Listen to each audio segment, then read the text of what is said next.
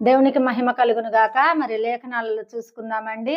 ఆకాశ పక్షులు అవి విత్తవు, కోయవు, మరి దానికి గరసలు ఉండవు, కొట్లు ఉండవు అని చెప్పేసి దేవుడు చెప్తున్నాడండి. వాటికంటే శ్రేష్టము మీరు మనుషులు కారా అని చెప్పేసి దేవుడు చెప్తున్నాడండి. చూడండి, జంతువుల కంటే పక్షుల కంటే కూడా మనం శ్రేష్ఠులం అని చెప్పేసి దేవుడు చెప్తున్నాడండి. అవి కూడా ఏం చేస్తాయండి, ఉదయకాల సమయంలో లేచి దేవుణ్ణి స్తుతిస్తాయి, ఆరాధిస్తాయి. మనము దేవుణ్ణి ఆరాధిస్తున్నామా? మనము దేవుణ్ణి స్తుతిస్తున్నామా? మనము కూడా దేవునికి ప్రార్థన చేస్తున్నామా? చూడండి, నోరు లేని కూడా దేవుణ్ణి ఆరాధిస్తున్నాయి. కాబట్టి మనము ఏ విధంగా దేవుణ్ణి ఆరాధిస్తున్నాము, చూడండి, మనం ఏ విధంగా దేవుణ్ణి మహిమపరుస్తున్నాము.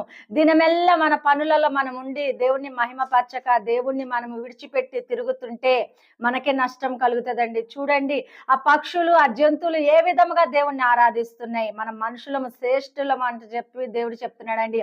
మనం ఏ విధంగా దేవుణ్ణి మహిమపరుస్తున్నాము ఒక్కసారి మనం తెలుసుకోవాలండి. ఏ విధంగా దేవుణ్ణి